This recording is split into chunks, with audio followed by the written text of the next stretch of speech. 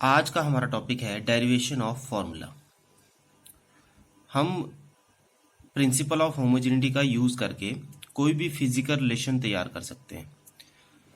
जैसे कि आपको एक न्यूमेरिकल दिया गया है, derive an expression for time period T of a simple pendulum which में depend upon mass of bob m, length of pendulum l and acceleration due to gravity small g।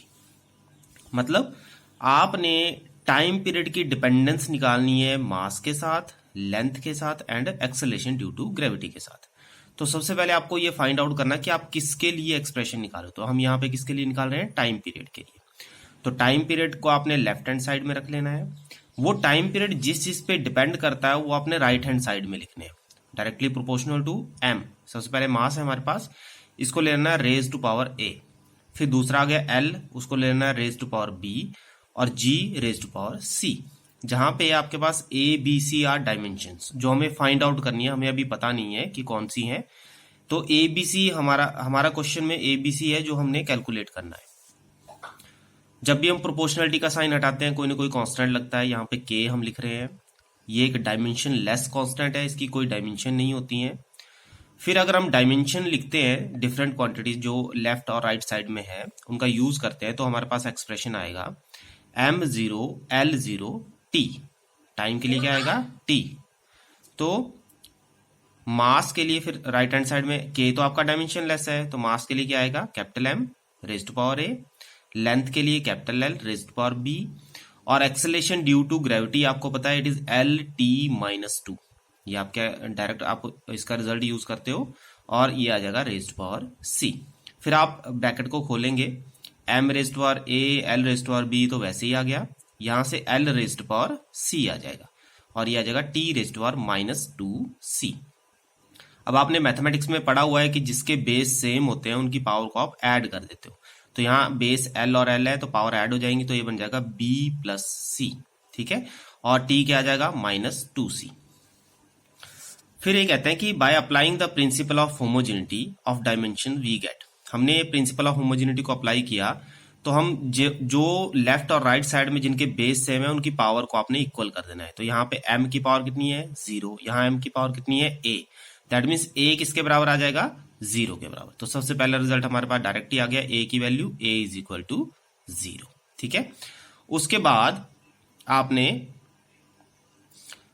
दूसरा expression है l, ये कितना है? b plus c, और यहाँ l कितना है? 0। तो that means b plus c आपका किसके बराबर आ जाएगा? 0।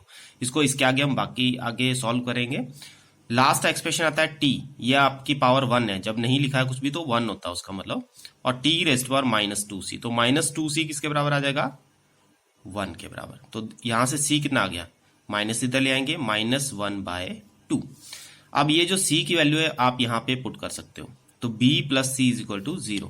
b plus c is equal to 0। b c की वैल्यू कितनी है ऊपर से निकालेंगे? -1/2। तो b कितना आ जाएगा? Equal to +1/2। तो इस तरह से हमारे पास a की वैल्यू भी आ गई, c की वैल्यू भी आ गई, और b की वैल्यू आ गई। तो ये वैल्यू हमने इक्वेशन नंबर 1 में पुट करनी है यहाँ पे mlg के ऊपर। ठीक है, तो हमारी जो इक्वेशन है वो बन जाएगी t is equal to k m raise to power 0 l raise to power 1/2 g raise to power -1/2। तो आपको पता है व्हाट इज l? 1/2 इसका मतलब होता है अंडर द रूट, और g -1/2 है तो वो डिनोमिनेटर में चला जाएगा। तो इन दोनों का मिला के आपका क्या बन जाएगा? l upon g under the root. ठीक है, और यहाँ पे आप देख रहे हो m raise to power 0। m raise to power 0 किसी भी टर्म की पावर 0 का मतलब होता है वो 1 होता है। मतलब ये सारी टर्म को 1 से आपने मल्टीप्लाई किया, इसका मतलब ये नहीं हुआ कि आपने 0 से मल्टीप्लाई करना और सारा 0 कर देना है। किसी भी टर्म की पावर 0 का मतलब होता है 1। ठीक है, तो यहाँ पे आपने इसको 1 कर देना, 1 लिखने की जरूरत नहीं पड़ेगी। तो t आपका k under the root l upon g। अब m रेज़ टू पावर 0 का मतलब क्या हुआ? m रेज़ टू पावर 0 का मतलब ये हुआ कि जो टाइम पीरियड है वो मास पे डिपेंड नहीं कर रहा है। ये भी इस रिजल्ट को आपने अच्छे से समझना है। एक और न्यूमेरिकल हम करेंगे। The centripetal force F acting on a particle moving uniformly in a circle may depend upon mass m, velocity v and radius r of the circle. Derive the formula for F using the method of dimensions. इस question की पहचान है कि आपने ये question करना है, तो इसका एक सबसे इंपॉर्टेंट पहचान है डिराइव। इसमें डिराइव वर्ड जब भी यूज होगा तो आपने यही वाला क्वेश्चन करना है, अदरवाइज आप कई बार करेक्टनेस और इसमें कंफ्यूज हो जाते हो। तो करेक्टनेस में आपको करेक्टनेस वर्ड लिखा होगा और डिराइव वाले में डिराइव वर्ड जरूर लिखा होगा। तो आपने इससे इनकी पहचान करनी है कि कौन सा क्वेश्चन आपको एग्जाम में करना है, ठीक है। तो डिराइव द फॉर्मूला में आपको डिराइव वर्ड जरूर लिखा होगा। अब यहाँ पे हम देख रहे हैं कि कौन से फैक्टर फिजिकल क्वांटिटी दूसरे फैक्टर पे डिपेंड करे। तो यहाँ पे लिखा है द सेंट्रीपिटल फोर्स, मतलब आपने एफ की डिपेंडेंस निकालनी है, किससे? मास से, वेलोसिटी से और रेडियस से, ठीक है। तो आपने एफ डायरेक्टली प्रोपोर्शनल पहले मास लिया, रेज़्ड पावर ए अगेन वही जैसे पहले मैंने बताया आपको, v velocity, raised power b, इसको वी लिख लेना आपने, ये बी मैंने ऐसे ही किया हुआ है, ठीक है, और आर रेज़्ड पावर सी। तो एफ कितना आ गया? K M raised power A, V raised power B, R raised power C, ठीक है। फिर वही using writing the dimension of various quantities, आपने डिफरेंट क्वांटिटी की डायमेंशन लिखनी है। फोर्स की डायमेंशन आपको पता ही है, it is M L T minus 2, ये तो लेफ्ट हैंड साइड हो गया। राइट हैंड साइड में के डायमेंशन लेस है, इसको छोड़ देना है, एम रेज़्ड पावर ए, ठीक है। वेलोसिटी की हमने पढ़ी है L T minus 1 raised power b, और लास्ट रेडियस एक लेंथ है इसलिए इसको एल रेज़्ड पावर सी कर देना है। फिर ब्रैकेट खोलेंगे, एम रेज़्ड पावर ए तो वही रहेगा, एल रेज़्ड पावर बी, दूसरा एल ले लेना साथ में, एल रेज़्ड पावर सी, ये लास्ट वाला मैंने पहले लिख दिया, और टी की पावर कितनी आ जाएगी? Minus B.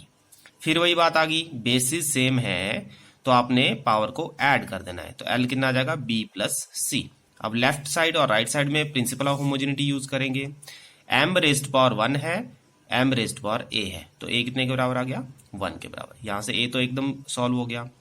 बी प्लस सी, यहां पे कितना है? 1, तो बी प्लस सी कितना आ जाएगा? 1 के बराबर। फिर लास्ट है minus b is equal to minus 2, minus b is equal to minus 2 का मतलब क्या हुआ? बी किसके बराबर आ जाएगा? 2 के बराबर। फिर ये बी की वैल्यू आपने बी प्लस सी में डाल देनी, b plus c is equal to 1, तो 2 plus c is equal to 1, c कितना आ जाएगा? माइनस 1। तो आपकी इक्वेशन 1 जो ऊपर आपने लिखी हुई है ये बन जाएगी K is equal F is equal to K M we square R raised power minus 1। तो जब भी माइनस हो तो हम उसको कहां ले जाते हैं? डिनोमिनेटर में। तो एफ कितना आ गया?